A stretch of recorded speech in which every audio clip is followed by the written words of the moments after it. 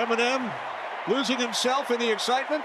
So that was Eminem and Barry Sanders at the Ford Field a few hours ago, and while lyrics from White America has been blowing up on platforms like Reddit and X in response to the videos, on the other end, it has also sparked reactions like, "Sorry, there's no cooler lion suite than Eminem's sitting with Barry, kings of the city." And boy, sometimes you gotta wonder what Eminem did to some people on the web, as this was also met with takes like, "Eminem is a piece of crap," like out of the blue, under a post about two legends of the city watching the game. And it is like Eminem was responsible for breaking up their parents' marriage or something. But jokes aside, we got to hear from Joey Badass a few hours ago about his favorite Eminem album and more on the Who's House podcast. Check out a snippet.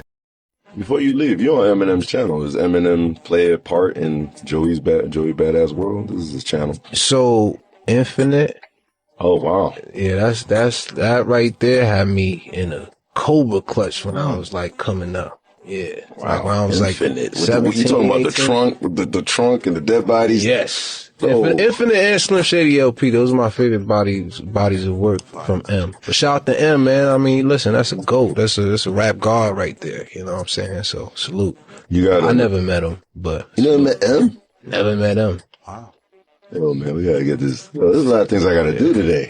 And at this point, Eminem's fanbase is as fragmented as a frag, and you'd easily get into explosive arguments over which of his albums is the best one, contrary to the popular narrative that it is automatically MMLP for every fan. And we've even got huge fanboys/rappers who literally throw tantrums when Eminem dropped new albums because they weren't called Relapse 2. Proof of how much some of these fans adore Relapse, while on the other end, you'd also find hardcore fans who tell you Recovery is his best album, and these archetypes are in constant battle for supremacy. And Joey's take has also sparked reactions like, "Yeah, Infinite is sick, so is Slim Shady LP, fire emojis," and more. If I Had is one of Eminem's best songs, raw. But over to you guys. Tell us below in the comment section, what is your favorite Eminem album? And I expect that you'd see examples of what I'm talking about when I say it is quite fragmented. And we got Who Kid getting credit for trying to link up Eminem with the rappers who come on his show. Salute to DJ Who Kid for trying his best to get Eminem to collaborate with Joey Badass,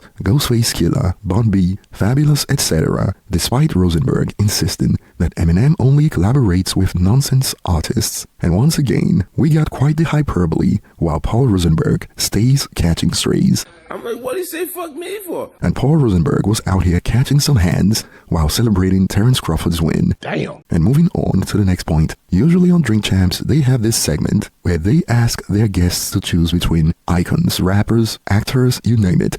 Like for instance, Snoop Dogg or Jay-Z would be asked. And we all remember this crash out. Eminem or Machine Gun Kelly? Eminem, bro. So which one? Eminem, so bro. Which one? Neither fucking both of them, bro. And since Pharrell Williams took the middle-of-the-road approach when it comes to Drake and Pusha T when he was on Drink Champs years ago. It's crazy because you produced what happened to that boy, Pusha T, Birdman, and Wayne. Yeah, you know, I didn't want that, man. It still breaks my heart to this day because I would have loved to have heard those guys on a song together or heard a joint project together, you know? Pusha and Drake. Pusha and Drake? I would have loved to have seen that. That would have been Drake singing and Pusha hitting the bars. Whatever, and Drake rhyming. Drake got bars, bro. By the way, Pusha says Drake got bars. Yeah, Drake definitely got bars. When Drake makes something that's amazing, we talk about it all the time. When something's it's amazing. It ain't that. It ain't that. It's just that Pusha's really. Has that tarnished your relationship with Drake? Like, I mean, we've talked several times. I love Drake. I mean, even in the middle of all that stuff, like he's said super nice and kind things to me on the DM and in public. I don't think Drake doesn't. Neither one of them are into problems. They don't like it, like it's unnecessary, but they're both people who like, you know, when they feel like they're being pushed to a limit, they gotta do what they gotta do. I wasn't happy about that, and man, I talk to Pusha all the time. Like he's really a good guy. It's just in his mind, he just felt like when the gloves come off. Gloves came off because he mentioned his girl, right? And by the way, and I'm sure it would have, you know, if Drake had a girl and they were as serious, I'm sure Drake would have felt the same way. I didn't want to see this, man. I just think that they're two super talented guys. We need to be there for each other. That's what we need. That's what I want from my brother. That's what I want for Drake and Pusha. All the people that got good in their heart, man, you saw in God's plan, you know who Drake is. And if you look at what Pusha has done for like Virginia, like you know who the fuck he is. Nah, you know he's a good dude. Like we have to unify. We later found out that Pusha T called N.O.R.E. and put him on blast for putting Pharrell in that position where he had to choose and speaking on it publicly. And now on a recent episode from the Brilliant Idiots podcast, we got to see N.O.R.E. double down. N.O.R.E. goes off on Pusha T for getting annoyed when he revealed Pusha called him having a meltdown when Pharrell was asked to choose between Drake and Pusha, and he said both. It is not like you and Drake had a private fight. Y'all was in the schoolyard. Pusha T, this is the headline on X. Pusha T checked N.O.R.E. after Pharrell showed love to Drake. Let's listen. We had Pharrell on the show. That's the first time I ever heard Pusha T raise his voice. And I said to Pharrell, Pusha T or Drake? And he said both. Man, Pusha T. I don't know if I'm supposed to say this, Pusha. I'm sorry, man, but I'm in the zone right now. But Pusha called me. Thank you for playing. How the fuck is our boy doing this? How's he doing that? Drake wouldn't have picked both of us. Drake would have picked him. And I'm like, Pusha, this is the one time I'm shutting the fuck up. Let you vent. Because I have no, but it's real. I say that to say that's how much of a human Pharrell is. Mm-hmm. You know what I'm saying? Like, good guy. He's a human guy. Like, he told me for years, he was like, N.O.R.E. don't do no crime in front of me. I was like, who the fuck thinks like that? I'm not doing no crime in front of me. He said, because I'm going to tell. Why did he call you yelling at you? Why wouldn't he call it Pharrell? Because it happened on my show. Yeah, but okay, I hate when people do that. Well, you're not responsible for that. Well, Pusha did address this, and he said, why would I reveal this conversation? So the truth be told is, again, me revealing this conversation, I'm thinking I'm bigging Pusha up. Like, I'm thinking like, because, for years, you work with people and you don't see too much emotions, right? Mm. Like, to flip the question around, had Pharrell been asked the same thing and said, yo, N.O.R.E. or Prodigy, I wouldn't have called Pusha and been like, yo, why would Pharrell just throw away our other... If they would have said N.O.R.E. or Mystical, because, those are like two people that he worked with early. But he picked Mystical, or he said both, I wouldn't have called Pusha because I feel like Pharrell is just, he's that safe environment. Yeah. Whenever he's not picking, he's that safe environment. Now, when Pusha called me and said that, I thought it was honorable. Like, I didn't think that there was nothing wrong with that. I thought it was like, he's like, yo, man.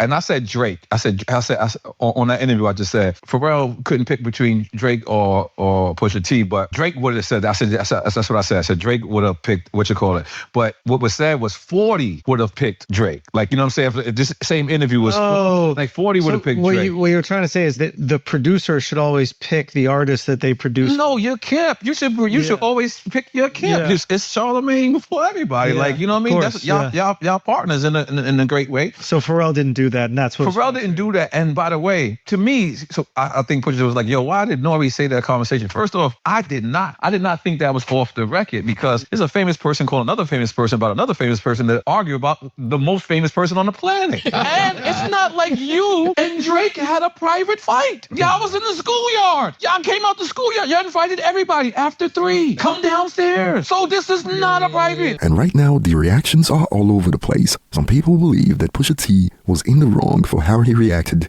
If Pusha is mad at anyone, it should be Pharrell. To be frank, he probably was, but took it out on N.O.R.E. While on the other end, some have put N.O.R.E. on blast. N.O.R.E. is intentionally missing the point and hiding behind the I'm a media excuse. Pusha looked at you as a personal friend/colleague, so of course he will call you and say something off the record. The moment you say it publicly, knowing he won't approve, he stopped calling you. Simple. And some have now flipped this on Pusha T using the Travis Scott Fallout example. You didn't say this when Pusha was yapping to the public about how Travis cried about his ex to him, though? Well, don't know. But some have now concluded, why are grown men gossiping like schoolgirls about other men? Ish is embarrassing. Podcast really ruined the aura of a lot of old school rappers. But truth be told, rappers gotta be careful whenever one of their associates become a podcaster, because in search for content, they may spill some private conversations in public, even when they mean well. But that will be all for today, and I'll be looking forward to your thoughts in the comment section. Thanks for watching, and I'll see you on the next one.